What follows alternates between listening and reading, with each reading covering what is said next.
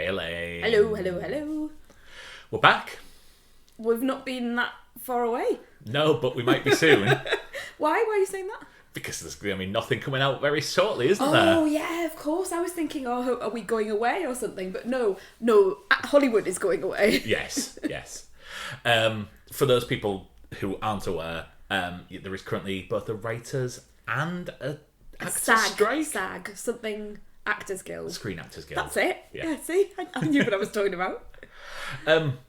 So pretty shortly, there is going to be no films coming out. No American films, anyway. Yeah. There's going to be no TV. Yeah, because a lot of things American TV. On pause, aren't they? And I think a lot of productions cut it so tight with like filming, certainly reshoots and things like that, that there's going to be this is going to happen pretty quickly. I mean, I think it's worth saying, I don't want to speak for you, but for me, I am totally with the writers absolutely. and actors. And, well, you can, Yes. as someone who is now putting on their bio, writer as the first thing. Oh, of course, Yeah, yeah. that's what I'm doing now. Someone asked me the other day, do you think of yourself as a writer? And I was like, yes! And then I had to, sort of put my money where my mouth was and start putting writer on things. But yeah, as a writer who is wanting to get paid for my writing... Yeah. You spend so much time creating this stuff that, probably not so much in my case, but in the likes of people who write Succession, for example, that people love and create memes about. And yes, that's a lot to do with the direction and the production and the acting and all the other things, but without the writing, there is nothing. So I'm very much for the writers, and I'm really pleased that the actors have come out in solidarity with the writers as well, because it gives it an extra boost, doesn't it? When you've got the likes of Brian Cox, just for the Succession link, going on, I'm sure he was on either a Woman's Hour, no, it was Newscast he was on the other night, and he came on to talk specifically about the strike and the value of writers and what he was doing of that. So yes, it's really important, and I wish them all the best. Yeah, but if all else fails, do you know what industry isn't unionised? Go on. Wrestling. Oh, we're back around to wrestling. Wrestling will carry on because evil Vince McMahon has turned down every attempt to get wrestlers to unionise. So if you're performing the Honeymoon Period podcast drinking game, then wrestling, ding, ding, ding, it's there already. They're all independent contractors. I mean, Are you still going on about wrestling? Why would they need healthcare in such a business? Any more on wrestling, or is that it for this week's episode? No, that's it for now. Good. I don't think I can tie it up. Well, let's see. Let's play it by ear, shall we? Let's see where we get to. Yeah. Right, so this week, what have you got? I've got Hijack. Apple TV's Hijack, featuring Idris Elba. Okay, I've got Secret Invasion. Okay. Wow. All right then. You've not watched this, to be very clear. We must. Yeah, go on. And then for films, I've got the new Netflix animated film that's kind of been quite popular, Nimona. But the big one is Mission Impossible Dead Reckoning Part 1. Well done. I'm not looking forward to typing that into the title of the podcast episode, because I tried to make it quite small so it all comes up in one go. That's not going to happen. Yeah, if this file is 4 gigabytes big, it's probably just the title. It's just the title. Yeah. Watching television. Hijack or Secret Invasion? Let me do Secret Invasion Go first. on then. I can do this pretty quickly. This is the latest MCU TV show. You are completely out on these, aren't you? I'm just putting my hand, just resting my head on my hand and letting you go for it. Yeah, I'm out. What point did it lose you, out of interest? So I really loved WandaVision. I'll take my head out of my hand now. I really loved WandaVision. I stopped watching the one with the man who shoots a bow and arrow. What's his name? Hawkeye. I was partway through that, and then I sort of felt like I'd had enough. Oh, see, I really enjoyed Hawkeye. You really enjoyed Hawkeye. I know you did, and I think I just had, you get to a level of enough, and then once you've had enough, you step away, and it's quite difficult to come back. Yeah. I mean, I'm the same with Star Wars. I mean, everyone loved. What was it called? Andor? No. Andor. Yeah, I loved Andor. Yeah, I loved Andor because it's not a Star Wars. I've watched production. the first 15 minutes of that about 4 times. With Have you Really? Yeah, Have you with I knew you Jez started it. Moxley appearing. And that was it, done. I know you say this to me all the time, and I completely ignore you. But you Thank you. really should, please try one last time and maybe get through a couple of episodes, because it's a wonderful, wonderful show, and it's got a lot of heart in it, a lot of emotion. New people pop up all the time, so you'll enjoy that with naming ex-British sort of character actor. I know Moxie's in it. Yeah. Moxie from... Moxie. Where's he from? Is it only Fools and Horses? No, Fools and Horses. Christopher That's Fairbanks. it, yeah. But anyway, more stuff like that happens. It's brilliant. But anyway, it's not an And/or podcast. So Secret Invasion. The only thing I know about this is that it has Samuel L. Jackson with his eye patch on. I don't know who that character is, really, within the MCU. I know he pops up every now and again to sort of give You don't know who Nick Cage is? Wait, Nick Cage? Wow, yeah, that's not his name, No, I is don't it? know who Nick Cage is, but I know enough to know that it's not Nick Cage. Yeah, Nick Fury. Wow, that was yeah, Nick Cage would be better, wouldn't it? Yeah, well, I would understand that more. Yeah, I know he pops up every now and again to sort of impart some big information, but that's kind of all I really know. And he brings teams together and things like that. I'm just changing my notes because I've got Nick Cage all the way through them. Yeah, clearly that's it. You don't know who Nick Cage is? So tell me about Secret Invasion. Where does this come from? Right, have you seen Captain Marvel? Yes, but I can't remember anything that happened in it. Okay, so in that film, there was a group called the Skrull introduced, who were an alien race who shapeshift. Yes, and is Ben... Mendelsohn. That's it. Yes, he's one of them, isn't he? Yes, he is. Yes, right. Yeah. They have been trying to find a new home because of things that happen in Captain Marvel. Nick Fury, in the last few Marvel films, some of which you probably haven't seen, has been seen pissing about on a space station, in a spaceship, away from Earth, and he has been trying to find them a new home. This is the story of him finding out that there might be more Skrull on Earth than he anticipated, and they might just fancy taking Earth as their own home. So we get people back from other MCU properties. Samuel Jackson, without an eye patch, actually. I think you'll find. Right, okay. Yeah. Ben Mendelsohn comes back. Yay. Kobe Smulders comes back from other Marvel properties. But we also have the addition of Emilia Clarke in this. We have Olivia Colman appearing in the MCU for the first time. Oh, I like that. And the big bad is Kingsley Ben-Adir. Yes. With a Welsh accent. Oh, amazing. Yes. I mean, this is very Le Carré light, shall we say. It's a dark spy thriller. It's lots of people talking in rooms and subterfuge, and the action is really saved for kind of once an episode there might be like a little shootout at the end or something like that. But it's more Tinker Tailor Soldier Spy than what was that really bad one where there was loads of action. But what was it was I mean, you're really narrowing it down there. It was Hawkeye, not Hawkeye. The Winter Soldier one. Falcon and the Winter Falcon Soldier. and the Winter Soldier. Yeah. Yes, yeah. Oh yeah, that was terrible. And, Maybe that's where it left me as well. I definitely was out with Yeah. that one. So, I think the problem this TV show has is that it's a very slow start. The first 2 episodes are an hour long, and it's lots of people talking in rooms, explaining what's happening, explaining the plot to each other. And I found that a real drag. It was a good week and a half after watching the second episode that I even thought about the third one. It really does improve after that. The episodes get punchier. There is a few more things happen. The problem with this is the shape-shifting element. And that is just a plot point and a trope that really puts me off. Is it because every time you're watching a scene you're thinking, oh, that might not be who I think it is, and it's used repeatedly? Yeah, you can't invest because someone says something and you're like, oh, I didn't expect them to say that. They're definitely a Skrull. And most of the time, oh look, they are.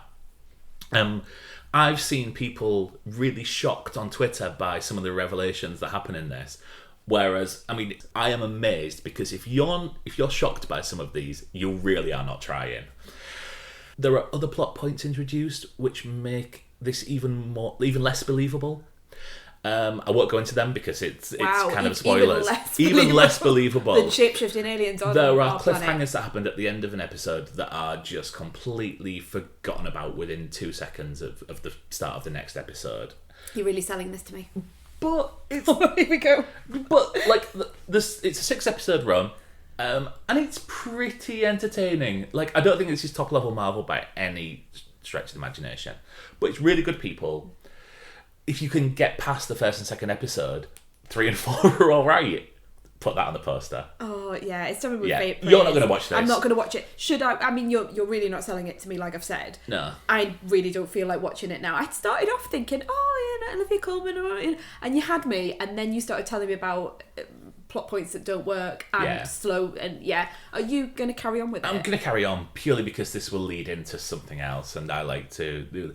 I'm pot committed on the MCU now. I will watch everything they do until it stops. But the other day I was like thinking, I don't know when the next film's out, and I can't. To now I don't even know. You know, I can't. I think it's the Marvels, and I think it is in November. But yeah, great. I mean, look, Miss Marvel I really enjoyed, so that'll be fun from at least that element. But yeah, Hijack. For something slightly different, but still including espionage and other such action thriller type events. So Hijack is a mini-series, a 7-part mini-series that's been on Apple TV for a little while. It arrived on the 28th of June, and now we're sort of like mid-July, so it's taken me a while to get to it. Yeah. People were talking about this a lot because this is an Idris Elba vehicle, and everyone loves Idris Elba. He gives good character, and he's right at the centre of this. I don't really have to explain too much about what happens because the title sort of gives it away, doesn't it? Idris Elba is Sam Nelson. He's a corporate negotiator. He's in Dubai. He wants to get back to London, where his possible former wife can't quite work out if she's sort of they're completely divorced or not, or whether it's just a separation, and son are. Lots of other people are in Dubai wanting to get back to London as well. So they all go on a flight, and I wonder That's what kind of how our travel works, yeah? Yeah, I wonder what happens on the flight. Bit of turbulence. A lot of turbulence. Oh yeah, that's very clever. I could have put that into my review, and now I'm sad that you've plopped that in there, and now I can't use it. But yeah, things happen. This is. I'm gonna put my foot on the ground and state my claim. And I know a lot of people out there will be going, oh right, but this is British 24, right? It's in real time. You are watching the hijack take place. It plays out on an aeroplane, which obviously there's only so much you can see on a plane, isn't it? It's a tight environment. Yes. But then you also get to see what's happening on the ground at air traffic control, at the counter-terrorism teams, at Sam's former wife and CTU. son, and Max Beasley, who is the wife's partner, but also happens to be a policeman. Funny and that. I know, and he knows someone who's in the counter-terrorist unit. So it's just I love it. I wasn't going to watch it because I'm about to get on a flight. And I was really put off because I thought the last thing I want to be watching a load of terrorists on a flight stopping people getting to their destination. And also I knew there were like going to be kids on the flight as well, and that whole children in peril type thing is really, really doesn't do me any good. So I stayed away from it, like I say, for quite a while, but then everyone started talking about it, and I heard that there were like these comedy moments and comedic elements in it. I thought I'll just give it a go. And when I saw Ben Miles of Coupling turn up as the pilot, and when I saw Eve Miles turn up, I was like, Eve Miles is here, Archie Punjabi's here, Max Beasley's here, and the one of the hijackers has a Geordie accent. I was just like, this is it, I'm in. And I watched the first episode, and then I watched the second episode, and then the other day I watched another 2 episodes. I'm up to episode 4, and then I went to watch episode 5, and it's not released yet. I was going to say, it is coming out. This has been tomorrow. siloed, hasn't it, for you? Yeah. I just love it. I think you have to take it with a complete pinch of salt. But there are things that happen on that flight that genuinely terrified me. There are moral dilemmas. If a terrorist asks you to do something because someone else will get hurt, do you do that and therefore put the rest of the flight in danger? Who I was thinking about this. It's a trolley problem, isn't it? And What's the trolley problem? Oh, right, okay. So it's a moral thing. If you see, like the trolley kind of light rail system in San Francisco that they've got? Yeah. Like the thing that take you up Like a monorail? Yeah, it's kind of like a funicular tram system. Yeah. One of them's coming down the hill. Yeah. You see, there's a group, it's going to hit a group of people in the track. Mm-hmm. You have the chance to move it to a different line, but that will kill one person. Right. Do you do it? Yeah, that's it. That is it. Yeah. Would you do it? Would you kill one person? It's really difficult. I sat there thinking about it in the context if it was you on the flight. Let's say the terrorist wanted something and all of my training was to never ever give them that thing. Yes. But they put a gun against your head and said, if you don't do the thing that is going to put everyone else in danger, that I've been trained all of my professional career not to do, that is against every single thing that you're meant to do in those situations, but you would die. Would I do it or would I not? And I've sat thinking about it for quite a long time. So anyway, so it gets me thinking. I'm worried about where this... I know. But that's what you put yourself... I think a really good show allows you to put yourself in the position of the characters. Yeah. And that's what it does. We had this earlier in the year with Cabin at the End of the Woods, didn't we? Where it invited you for a moral decision. I would really like to watch this. I think you'd really like it, hun. And I haven't even expected, Neil Maskell turns up as one of the terrorists. Do you remember he was the really sort of off guy in Utopia, the one that was just really unhinged? I only watched the first episode of... I think that's all you really needed for Utopia. But anyway, he's been in Litvinenko recently. He's done a lot of stuff. I think this is really, really good role for him. He's a brilliant actor. There are loads of other people I could just list. And part of the fun is going, oh, there's so-and-so, there's so-and-so. You will really like this. But going back to that comedy, it's not played for laughs as in, oh, ha, ha, ha, isn't it funny? There's terrorists on a flight and we're all going to die, isn't that? No, there are just little Britishisms, especially in the dialogue. One of the terrorists starts a conversation by going, tell you what. And I thought, oh, that is how people speak. People speak is by saying, tell you what, dot, dot, dot. And so I really like the dialogue. The people behind it, just before we move on, I wanted to talk to you about this because this is something that we really loved. The people behind it are George Kay and Jim Field-Smith, who are the people who wrote Stag. Do you remember Stag? Do you remember watching that? With Tim years Key? ago, yeah. And we loved it, and it was really subversive. Was it Tim Key? Was it Tim Key, or was it the person I always mistake? That you always think is Tim Key. Yeah. Yes, I think you're right. I think it is Tim Key. But anyway. Yeah. Yes, I remember Stag. So they've worked together on a number of projects. My understanding is that they were like childhood friends who've become writers. They are geniuses. And I think we need to keep an eye out for what they do next because they've got a great back catalogue when you look at their Wikipedia entry. And this Breaking news, is great. It's Jim Howick, who is the person I always mix up for Tim Key. Yes. That's right. Anyway. Apologies to Tim Key and Jim Howick. Huge recommend from me. It just reminds me of those days of watching Kiefer Sutherland running around. It's not that...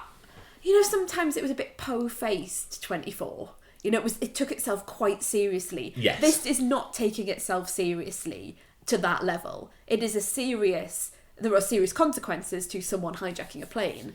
And one of the central mysteries is why they've done that. So yes. I find that really interesting. That's very compelling for me. And I'm up to, episode 4 and I'm still thinking, what is going on here? I think it's great. It's 5 stars all round for me. I know we don't give TV shows star ratings, but I'm just really, really into it and I recommend it to everyone. For reasons that we may or may not get to, I spent a lot of Mission Impossible Dead Reckoning Part 1 thinking, I'd quite fancy doing a rewatch of 24. But this might be a nice little nicotine patch for me to get me through that. Yeah? Yeah. Yeah, I think you'll really love it. Mm.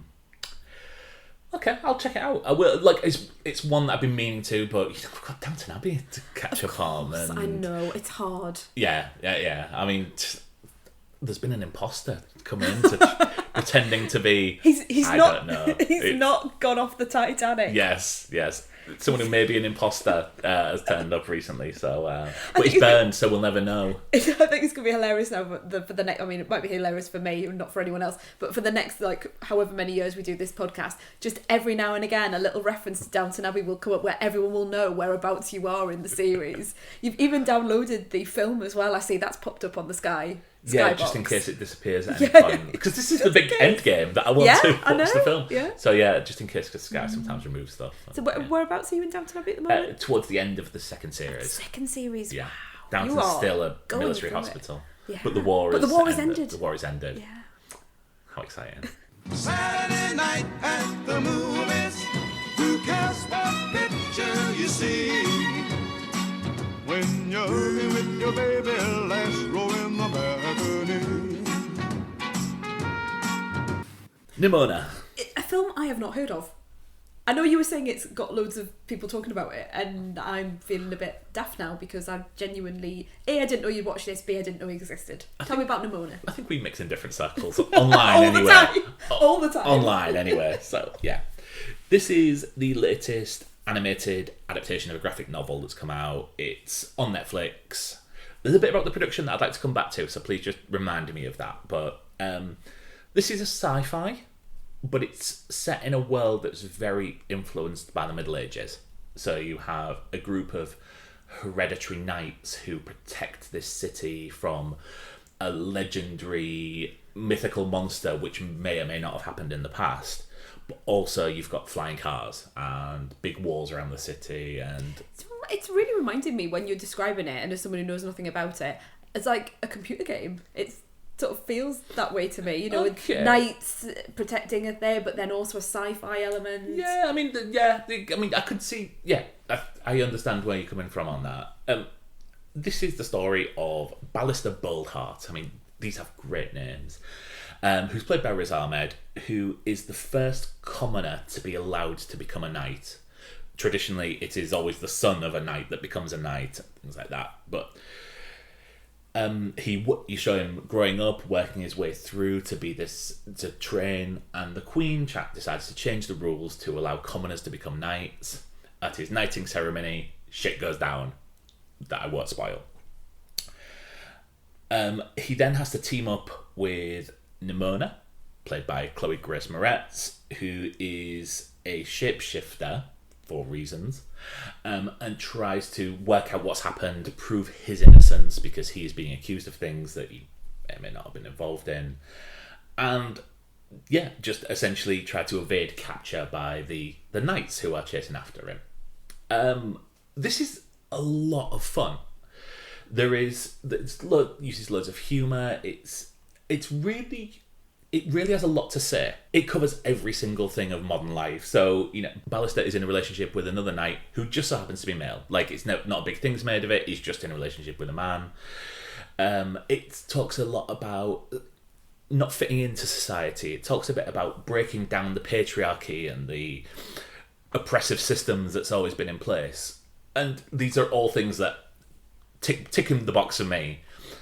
If I was to criticise it a little bit, it sometimes puts them on a little bit too heavy-handed. There was times where I felt like I was watching a modern version of one of those faith films that you see advertised, like God's Not Dead. God's Not Dead is the one that we always go back to, because that was advertised at a metro station for years.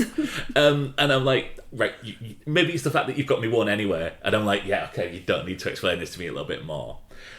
But yeah, this is a lot of fun. Some of the visuals are absolutely beautiful. It's a little bit inconsistent at times. But yeah, like there are shots in this where I think we talked about it with Spider-Man of like, yeah, you could put this on your living room wall. It's that beautiful. It's funny. Everyone's got really awesome names. Who wouldn't want to watch a film where there is a character called Ambrosius Goldenloin?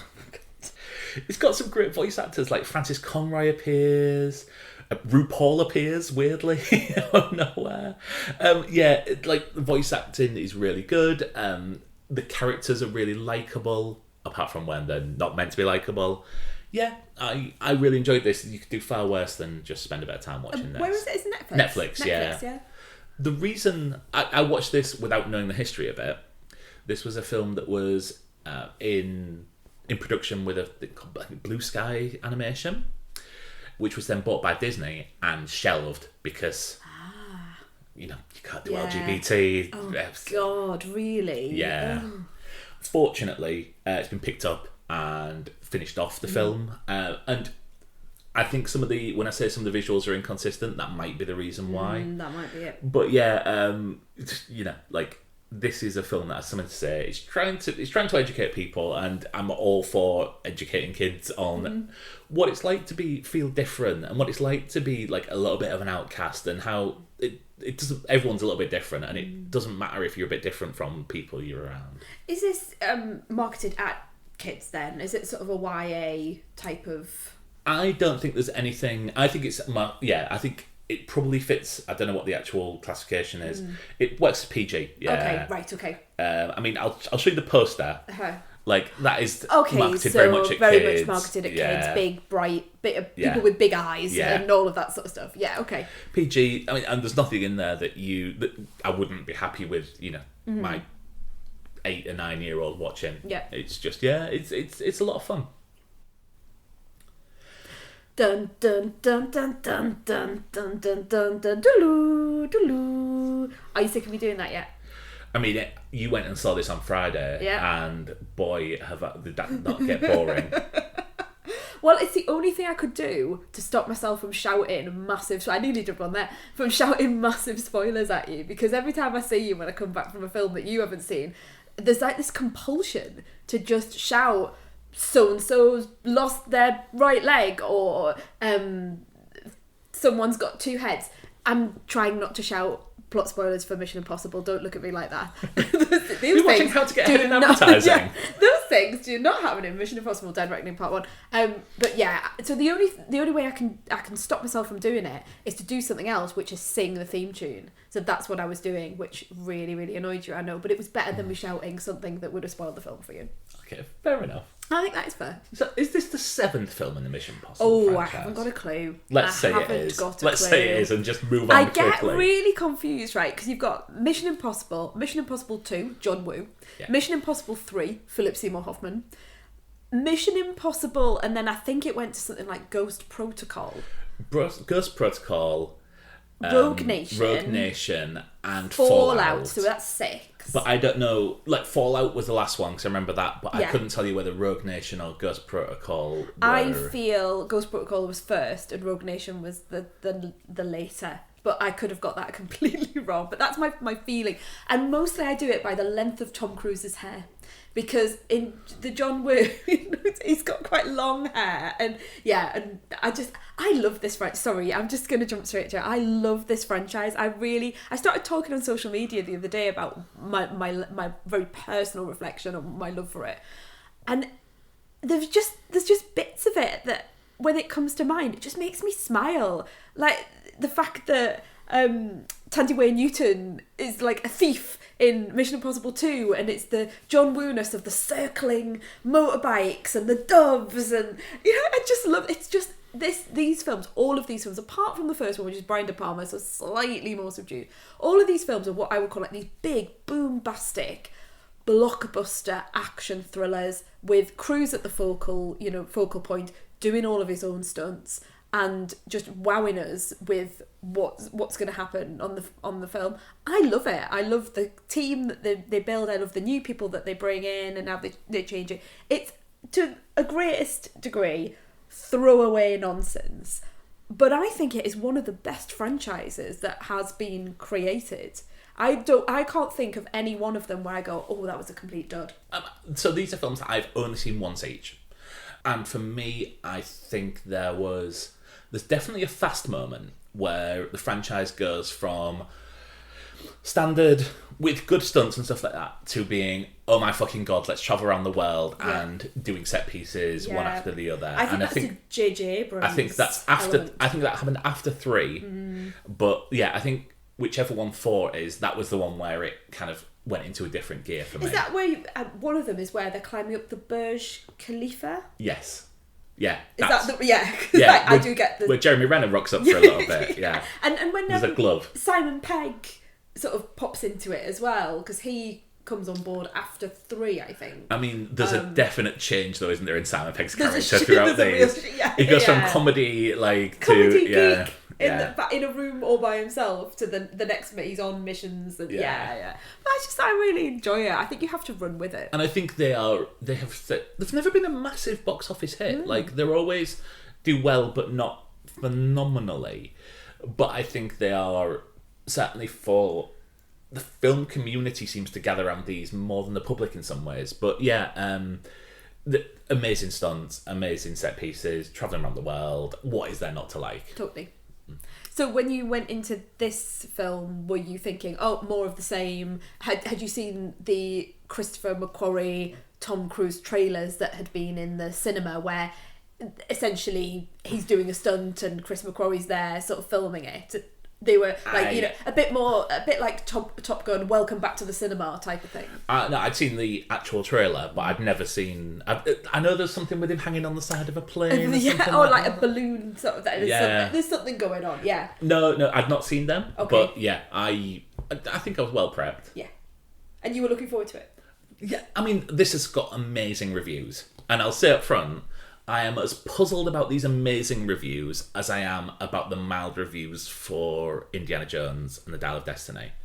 I'm positive on this film, but I'm not 5 stars by any means. Wow. Yeah.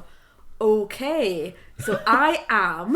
So this is going to be an interesting conversation. I'm with the 5 stars, and Empire gave this 4 stars, but on the Empire podcast, the team was saying, oh, we kind of wish it was, there was sort of like, I would have given it a bit more than the reviewer. And I was the same. I was like, this is definitely a 4.5, pushing a 5 with some little niggles that I think if I looked at any of these films, I would have these issues with it. There was nothing massive that I couldn't get over. These are, I've said it, these are silly, big action thrillers, and so you've got to kind of let some things go. Just for clarity, there are big things that I can't get over in this. Are you thinking about, are you talking about plot points? Are you talking about character development? I know we're not going into spoilers, but what is it that you find difficult with this film? So this feels like a film that has been messed about by COVID. There are characters that just disappear for reasons halfway through, like with just a line of, I need to go into a room by myself. Bye.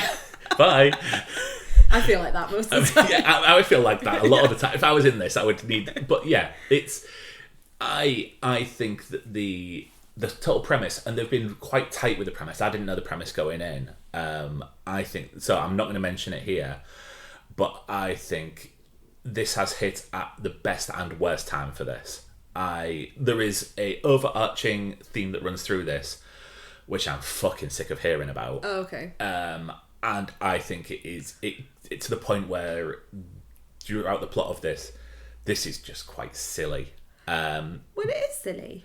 But of course it's silly. Yeah, but there's silly like, oh my god, this is so amazing. Like, I think the ending to Indiana Jones is silly in a marvellous way. Oh, okay. I think Whereas this on the other side is in a quite annoying way. Oh, okay. That I would just... And once you lose that, like, you're not willing... Like, we had this conversation with the Batman last year. That lost me early. And this, nowhere near that. I think this is about a 3.5 star film. What? Yeah. There is long scenes of people talking, but nothing happening. Like, the plot doesn't go anywhere. Yes, it does. It's relentless. It's relentless. But nothing actually changes. So there is a scene in a nightclub where it's just characters walking up going, yeah. And we leave that after about 20 minutes with absolutely no more information or less than we went going in. It sets up something that might or might not happen. And then as an audience member, you're left going, oh, is it going to occur, and how is it going to occur? So I'm going to be very, very vague on this. Are we talking about the big choice that... Yes. That makes no fucking sense. But it's a Mission Impossible film. No, but it's just something setting up an action sequence for the sake of... It's like hanging James Bond over a thing of sharks when you could just shoot him. And at that point, I would... Like, I've been sat here for 20 minutes just watching, for reasons that will become clear in the spoiler section, fucking Windows Media Player animations in the background. And I'm just, do me something. Explain it rather than just, oh, this is what you need to do. This is what you need to do. Nothing will actually play into this other than, it really frustrated me. I think that there was nothing in the action that blew me away. There were things that I admired, but I think part of the big problem is that the big feature action sequence in this has been played the shit out of in the trailers. I agree, And I think everyone talks about how Tom Cruise does his own stunts. But that's not part of the film, that's part of the production. And I don't think that we necessarily... I can't give that more credit because as part of my enjoyment of the film, knowing that he did them over a stuntman, because it's not part of the film. Does that make sense? I understand where you're coming from. I enjoy the fact that he is risking life and limb to do this, and that I'm not looking at a CG trickery on the face or anything like that. I enjoy the fact that it is him doing it, and the background knowledge of his fellow actors watching him do it multiple times, and Simon Pegg having a video on his phone. I enjoy that personally because I like that back story to it. I agree with you, it shouldn't form part of your sort of your enjoyment or non-enjoyment of the film. That's just almost like a little bit of tantalising information to have at the back of my head. I thought that I agree with you, I was underwhelmed by that set piece because I'd seen it so many times, but also because it was then taken over by a later set piece that I thought was absolutely phenomenal in the third the last third of the film, involving other characters who were equally as in peril as he was, and I loved that. I thought that and it went on and on and on more than I thought was going to happen. I agree, but by its nature, that is very CG. That set, the final set piece. Yeah, I know. It can't be both ways. Yeah, I know. It's hit. Yeah, I agree. And I think there's an earlier chase scene, like a car chase scene, which feels where it's someone who's not a international spy driving a car, and it feels like someone who's not an international spy driving a car. And I'm like, wow, they're crashing into things, and going round as you and would do, circle. Yeah. And I was like, really, really enjoyed that. But there was, I don't think there's anything that could compare to the Halo sequence from Fallout, for example. Okay. I'm not disappointed, but I'm milder on this than. And plus, let's say this right now, and fair enough, it shows it's part one in the title, which is more than I can say for a couple of films this year. But this isn't a complete film. This film just ends. Yes, because it's part one. Yeah, but for me, I'm fucking sick of that. Like, I think that's a problem with just splitting a film into two parts then, surely. But I think... Because how else are you going to end it? If it's part one, it's got to come to an end. But I don't think there is necessarily... So, okay, Back to the Future. Mm-hmm. Back to the Future Part 2, they filmed it back to back. 90% of the plot was resolved in Back to the Future Part 2, but then they leave something hanging for the next film. Yes. I don't think that 90% of this film is resolved at the end of this. This just... Right, so it's more of the same coming. Yes, absolutely. Yeah, I'm not quite sure where they go for Part 2 that retains the length of a film, because it seems to me that at the end of Part 1 there's just one more thing to do. There's a third act to get to. Yeah, there is, yeah. And a set piece that's clearly been... I want to sing a song that would be quite spoilerific and reminiscent of another film that might have been out recently, but... Right. Well, I'm glad you enjoyed it. I'm glad you're not coming out of it going, oh, it's like the worst film ever. But I'm disappointed that you're not perhaps maybe, at the high level of enjoyment that I was at. My favourite thing about going to see this at the cinema, just to finish off, was that I was the youngest person in my cinema screening. Everyone else, and I am not a spring chicken, I'm 43 this year, everyone else in that cinema was at least, I'm going to be generous, 60. I know it was like a daytime screening that I went to, and I went to one of our independent cinemas as well. there's So the reason.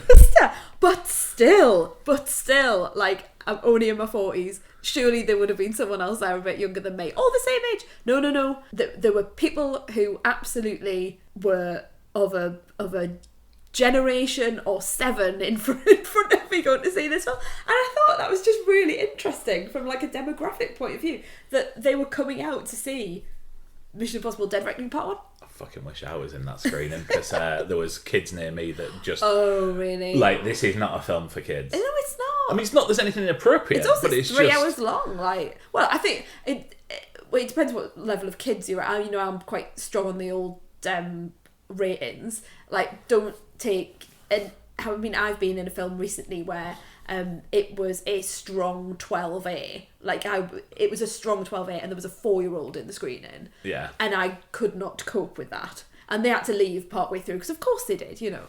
I'm stopping now. So I'm going to go into a rant about screenings. This was a family kids bringing... I can't trying to tell... It was dark, but it's probably a 7-year-old. I mean, I hate them anyway, because the biggest screen in our local cinema. Yeah. And did they sit right in front of you? No, they booked in right next to me, like right next to me. Yeah. So I'm like, I'll give you some more room, move myself along, because you do it on the app now. Course, yeah. And then Dad, what's he doing? Dad, I wish I'd fucking moved further than that. I did, yeah. More than 2 seats along. Look, I enjoyed it. Mm-hmm. But I would put this below the previous 3, I think, having not revisited them recently. Yeah. But from sort of muscle memory. Yeah. Okay. Should we go to spoilers? Yeah, a brief spoiler section. So if you're leaving us here, thank you for listening. We are on Instagram and Twitter as the Honeymoon Pod. If you'd like to leave us a star rating or a review on Apple Podcasts or anywhere you can leave a star rating, that would be much appreciated. Oh, I think we're going to be back because it's a big movie week, isn't it? Barbieheimer. I'm doing them back to back. You I've are. 100% decided. You're totally doing it back to Which back. one should I do first? Which one would you do first? I might start with Oppenheimer and then go for Barbie, because I think finishing on a bit of more of a colourful, Probably can do it the other way around. Yeah, I know you are. I know you are. Why are you even asking me? But I'm just interested to know what you would do first. Yeah, well, I wouldn't go to see 2 films in one day. I think it's too much. It's over the top. All right, ma'am. Remember when I mentioned to my mum that I was going twice in a day, and she was like, "No." That's my reaction. Okay. Anyway, thank you guys. See you later. Bye. So a brief spoiler section, because I don't want us to get into the realms of me just going, "Oh, did you not like it? Oh, why didn't you like it?" Because I've just done that for quite a long time. That's where they're going, isn't it? Under the sea. Which obviously was in Indy as well. Indy went under the sea. Ethan Hunt's going swimming under the sea. Yeah, well, he's done that before as well. Yeah. I think I'm looking forward to it, but I agree that section could simply have just formed part of this film. Because that's the end, isn't it? Yeah. Oh, he's going to go and find the big globy thing and save the world, because obviously that's what happened. Do you think, here we go, this is something that we can talk about. Do you think that Ilse Faust is actually dead? No. You don't think she is? No.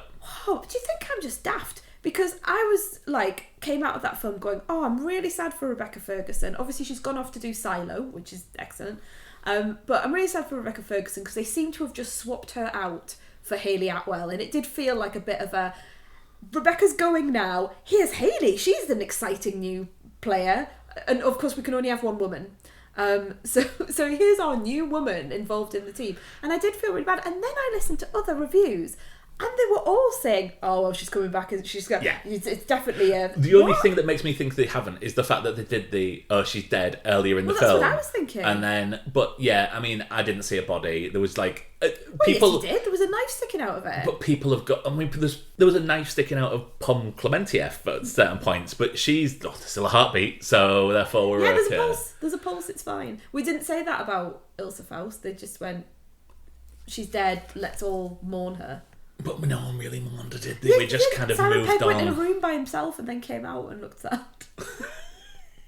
and Ethan Hunt stood at the top of a building where he also stood with her not that long ago, looking wistfully out onto Venice. Venice. And then 2 minutes later, he was, back on Haley. By Yeah. the way, I should have mentioned this in non-spoilers. I love Haley Atwell in this. I'm sure you do. Such a strong character. I think she's a really strong character. Yeah, I agree that she is interchangeable with Ilsa Faust. Yeah. And there is a point in this, because let's talk about the AI-ness of this.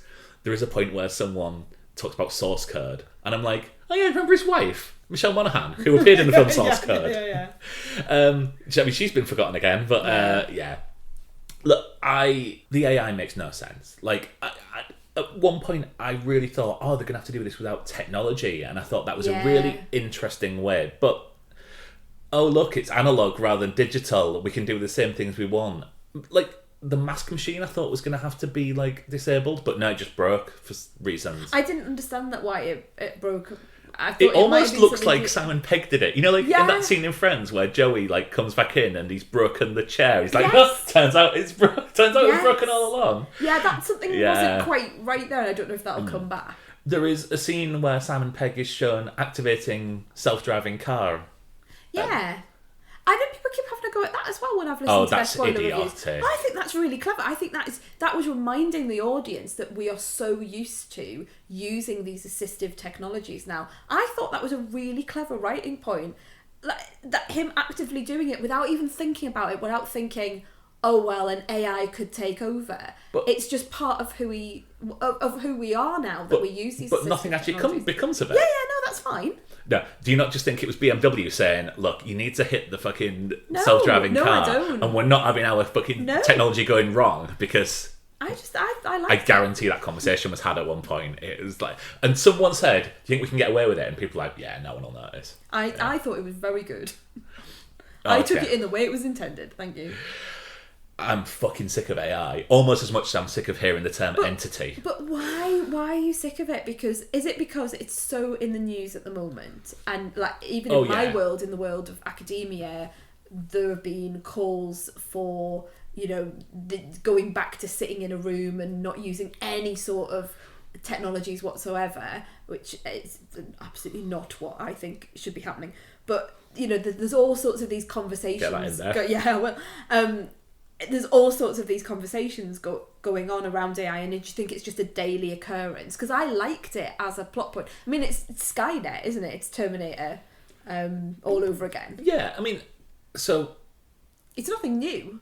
No, it is the latest buzzword, and things that were pretty standard a couple of years ago, people are now saying, we use AI to determine. Mm-hmm. I'm pretty sure that something like... price comparison searches online will say, we use AI to determine the best deals for you and things like that. I was in the car a couple of hours ago, and the presenter on Radio Newcastle was talking about how you can get Freddie Mercury to sing Careless Whisper using AI, and that was very exciting.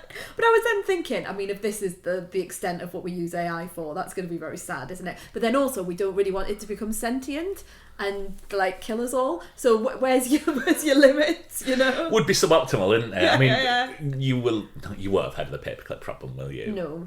Okay, no. Can I go over this? Yeah, go on. Yeah. So the paperclip problem is the idea that you use AI to say to a computer, find the most efficient way to make paperclips and make as many as you can, and reward it for that.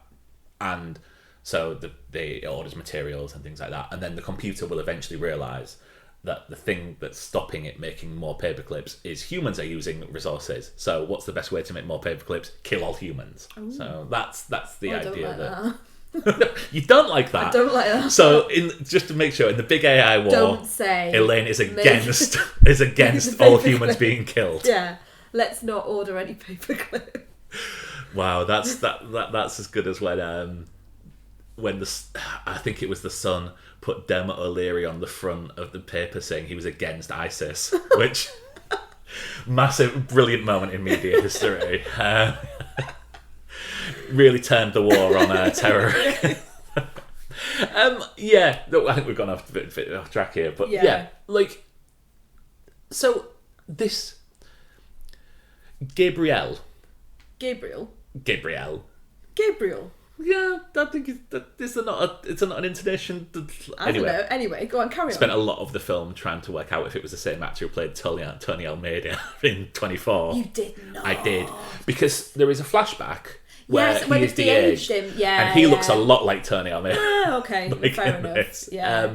So he doesn't really do very. I don't think he's as good as a baddie as, let's say, Philip Seymour Hoffman, who is one of the greatest baddies. But he's not a baddie. He's not the baddie. The Well, baddie is he's a fucking Windows conduit. Media Player. He's a conduit. And it, the point where he comes in at the club and goes, "Yeah, you need to choose one of those need to die." Why? Well, no, he's not saying that. He is saying the AI has told him that someone is going to die tonight because it can predict the future. Essentially, it knows all the patterns. It's got the algorithms. I don't know the technical terms, but you know what I mean. So it is that the AI has said, in order for him to get the key to be able to carry on with his dastardly plan, one of these women will die. It's not saying you have to. But That's how I took it. Why does it stop Yeah. at that point of predicting the future and I not don't tell you know. which Well, one actually well, is no, going to also die? It says because that's the game, isn't it? That's the game for Ethan Hunt. Is like, well, which one will it be? And yeah, one of them will. Either you can tell me what's going to happen, or you won't. Like, we either have free will about people's choices. I think you're thinking too much into this. I don't think anyone else has thought about this. Is the problem? Luther just going away to like. But that's clearly setting something up for part 2, isn't it? No, I think it's clearly setting up that there were reshoots that he wasn't available for. Oh, okay. That's how it felt to me. Oh, really? I didn't Yeah. get that. Maybe I'm less suspicious than you. maybe this is it. Yeah, like I loved the train sequence. Although there is that weird bit where I thought it was a revelation that Kittredge was like a baddie in this. No, not Henry Zerny. I think Kittredge is one of those people where do you trust him, do you not? What's his end goal? But I don't think he's ever a main baddie. I think he makes decisions that aren't necessarily the way that Hunt would make them. But I don't think he's an out and out baddie. I think he's trying to do the right thing in his own way. This feels to me like a film that's so bloated because Carrie Elves, who's in this, Lovely. for 2 scenes. Really, Carrie Elves? Yeah. Oh no, I just mean like him turning up, not lovely in a sort of like ooh. Oh, sorry, I was getting a bit confused. Not in a sort of like ooh sort of way, more in a like, oh, Mark Gatiss is here, or Always fun. There's Rob Delaney. Yeah. That's what I mean. Just like a random character actor thrown in. But then he turns up at the end and is possibly killed. I mean, he's bleeding out on a floor, and it's like. It feels like a film where they have cut this to shit and like started plot points but not been able to remove earlier references to them. I think there's big problems with the editing in this. I think there's either editing or writing, one of the two, and they couldn't edit the bad bits out. It was a disappointment for me. I mean, like the big jump off a cliff, great, but a lot of the things seem to be done by chance rather than skill, which I think is a big problem for the MI team. Like, there is a point where Haley Atwell is confronted by someone with a gun, and I can't remember which of the nameless baddies that was doing it, and Ethan Hunt crashes through the side of the train. So and it's a great comedy moment, like, of how he comes from nowhere. I understand. But, yeah, like, I like to see them resolve things by skill. Like, I really enjoyed the bit in the airport where they are trying to work out and put in the things, putting the different faces on people, and trying to avoid, you ran this corner. Felt very video game-esque at that point. But Ethan Hunt just coincidentally barging through to thing feels like something from a different franchise. I think to me, it sounds like you like that thing where they almost show you in clip form how they're going to do something. They always show you it, and so that you can see how it would happen if it worked well.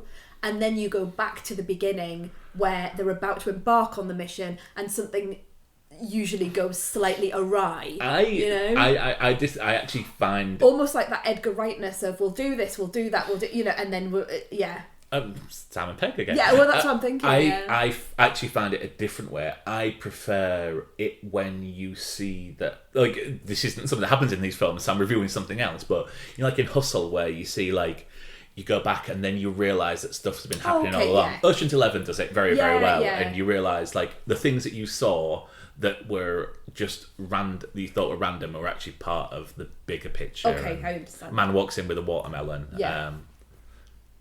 I think You're gonna ask me if I get that reference. No, and I you really won't. don't. That's a reference to, I think, the very first episode of Hustle, the UK TV show. I heard the other day that Hustle might be coming back.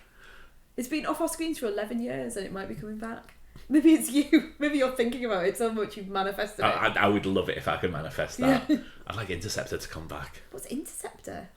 Oh, well, I mean, this is something for a spoiler section. Okay. Interceptor was a game show. It was kind of treasure hunt light. Mm-hmm. So you've got two people either side of a city, and they've got an hour to meet each other in the middle. So they're probably like 2 or 3 miles away. This was on telly? Yeah. Why have I not heard of this? They've both got backpacks on. They're wearing, it's late 80s, early 90s, so of course they're wearing big, shell suits. Yeah, all colour coded. And so they need to get a key, and it's the key to each other's Backpack. Yeah, backpack. So if, say, me and you are the opposite side of Newcastle, I need to get a key and then meet you, and I've got the key to your backpack on the way. And one of the backpacks contains money. Oh, right, okay. Same time, there is a guy called the Interceptor, who is this big Scottish character actor, who has wearing a big black trench coat. He has a helicopter, a black motorbike. Getting the picture. And he has like a zapper gun, and there's infrared sensors on the back of the backpacks. And if he zaps you, that thing's locked and you can't get the money. Wow. I imagine it was. Are you sure you're not making this up? No. It was presented by Annabelle Croft, which adds to the on brand. Okay. And let me show you a picture. This was brilliant. This was like a proper thing in the Gregerson household. And the guy, the Interceptor, is like proper plays it, like chewing the scenery. Like, I think he pretends to be a raven at certain points. Go let me. I wish I'd never asked this question. Well, we're watching this tonight. I don't really want to. I mean, there is the Interceptor pretending to be a raven. Oh, that is so. So Mark's just showing me a picture of a man with his hands up in the air. He's not even like. It's not even like a CGI raven or anything like that. He's just a bloke pretending to be a bird. There's a kestrel. There is a kestrel. He's got a kestrel now. Like, you can see like the levels of overacting. Yes, I see. Like, so anyway, this could be a. I think we should bring the podcast to an end now. I think it's time to go. I don't think that's unfair. If you're leaving us here, please do come back. There'll be less Interceptor next time. If you watch the Interceptor, please get in touch at the Honeymoon Pod again. Right, we're going now. We will be back to talk about Barbie and Oppenheimer. Are you watching both of these? Yeah, but separately, darling, like a normal person. Well, I didn't think you could be watching them at the same time, but yeah. Yeah, on a different day. Okay. I've got too much to do. Fair enough. See you later. See you later. Bye. Bye.